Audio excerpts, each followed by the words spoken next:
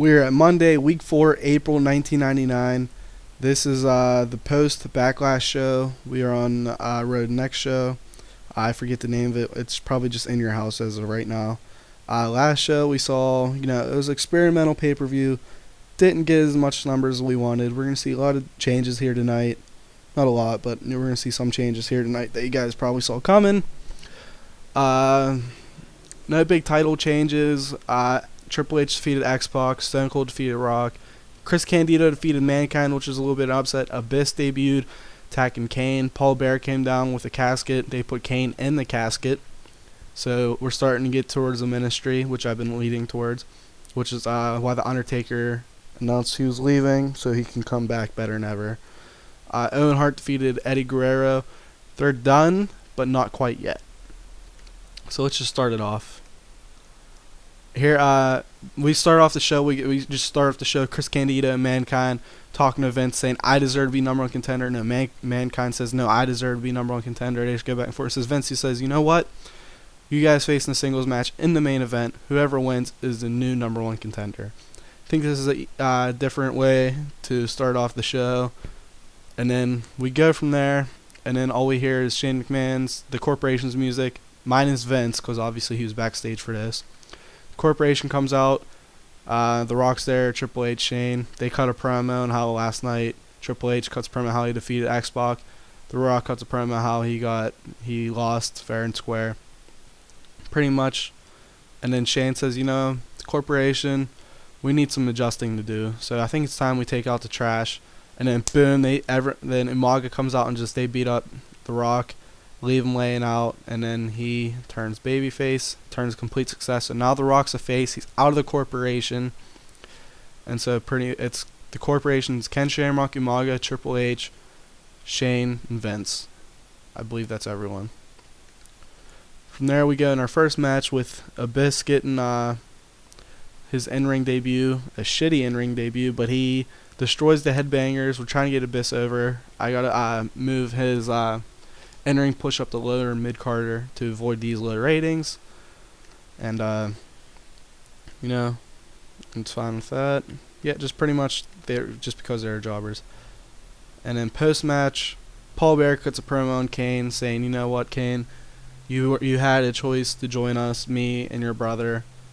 Your brother's out scouting." That's like what the thing would be. And when Undertaker returns Kane, there is no coming back for the WWF. We get from that to Lance Storm, D'Lo Brown. Lance Storm defeats D'Lo Brown, following some sort of scuttlebutt with Matt Bloom, and then they beat down D'Lo for the Godfather to run in and make the save. Pretty much, we're leading towards the Godfather and D'Lo teaming up to take on the Un-Americans. Then we go straight into another match with Taz defeating Mark Henry, defending his European title. Post-match, out comes Ken Shamrock. He attacks Taz. The story would be Taz thinks he's a badass, Ken Shamrock is a badass, so they're competing to see who's the tougher guy. Just basic. Here, Stone Cold cuts a promo saying he doesn't give a damn who's number one contender, as long as his championship's staying on his shoulders for a very long time, and that's the bottom line because Stone Cold said so. We go into Marvelous Ones. Ignore that part. Marvelous Ones and Road Dogg and Batista, they are entertaining back and forth. The Marvelous Ones saying they got screwed last night. They'd be like, "We never got pinned. We won a number one contendership match, not a triple threat match. That's bullshit. We deserve to have a right match." Road Dogg and Batista says, "You guys had your chance, but we're fighting champions. You guys want a piece of us? You can fight us right now." Then Marvelous Ones cheap shot the Road Dogg and Batista, and they just brawl for a little bit. Here are the Dudley Boys versus Rikishi and Scotty 2 Hotty. The Dudley Boys put on their best performances so far. They defeat Rikishi and Scotty 2 Hotty. Grandmaster Sexay is at rehab, so if he comes back and he's not better, he's out of here. And so that left Scotty 2 Hotty and Rikishi 2/3 of Too Cool on the curb. Here, Val Venis and William Regal talk back and forth. It could be backstage, could be in the ring. The location doesn't matter. Pretty much the story is William Regal's like, "Look at you used to be one of us, now look at you, you're just out gyrating you and your sexual innuendos." Venis says, you know what, you guys are wrong. America's fine, and it's actually, you suck. The Un-Americans. It's just basic back and forth banter, back and forth. I bet you guys could picture it. Just the story is they have Val Venis changed his mind, and William Regal's like, he should be disgraced. Like, that face he's making, that picture is like the face he'd be making in promo. Then we go backstage. APA sitting there drinking beers when all of a sudden Edge and Christian just attack him, and they just beat him down. Then we go into the ring with Goldust versus Ownheart, with Ownheart getting a little bit of an upset victory over Goldust. It was a short match, too short of a match, which sucks, but decent rating, with Ownheart picking up the victory. Brian Pillman is on commentary. Brian Pillman, Ownheart, who are, they're close, they have history, beating down Goldust. Eddie Guerrero comes in to chase them away. And this it's May right now, so we're, Extreme Rules is a couple days away from right now, where I'm recording this. So I'm thinking this Intercontinental title feud, very much like the Intercontinental title feud earlier in the year for you guys when you watch it. We had The Miz, Cesaro, Sami Zayn, Kevin Owens. It'd be like that. I think Pillman and Goldust would be the personal rival. Eddie and Owen want the title. Everyone wants a title here to see who's the best. And I think it's a fun storyline. It adds new blood to Goldust and Brian Pillman, and it also gives Eddie and Owen something to do other than a singles match against each other, because I didn't find anything else, as I had Taz and the European title tied up. Here we go, Xpac and Triple H. Those are the only ones that matter. They come face to face, and they look at each other, and they look like they're about to start fighting. No words are said, just intensity. Triple H is in the ring. He's about to cut a promo. X-Pac comes out. He doesn't do any of the suck it shit, none of the crotch chopping. Just walks in, gets straight in Triple H's face. They're forehead to forehead. And then from everywhere comes wrestlers, pulling them apart. Doesn't matter. It doesn't matter who's there, except Tim White. He's the only non-wrestler.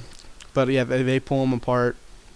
And it's just a face-off with no words said. I think this is just intensity. You don't need to I don't need to have him fight every chance to have him, just to have him feud. And then X-Pac, you saw he's not suited for his gimmick, so we switched him to underdog rate, and he got an average rating. That's fine. X-Pac, and have a lot of fun booking him next year. Here we go. Stone Cold, he's walking down backstage to the ring right before the main event with Chris Candido and Mankind. Chris Candido defeats Mankind once again with the bombshell to become new number one contender. Stone Cold is on commentary. Post-match, he comes in, offers his hand, shake his hand to Chris Candido. Candido just laughs and backs away because he's not stupid.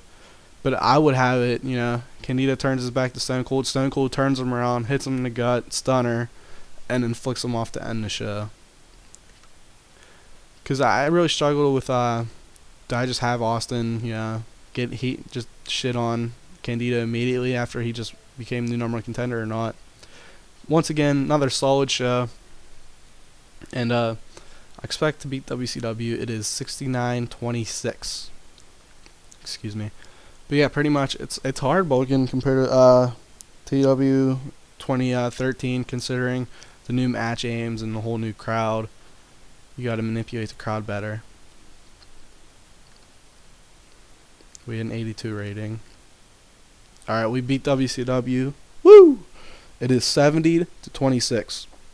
WWF over WCW. And, I feel like our product rating would be better if, if we are based more on performance, but as of right now, we're not. Ooh.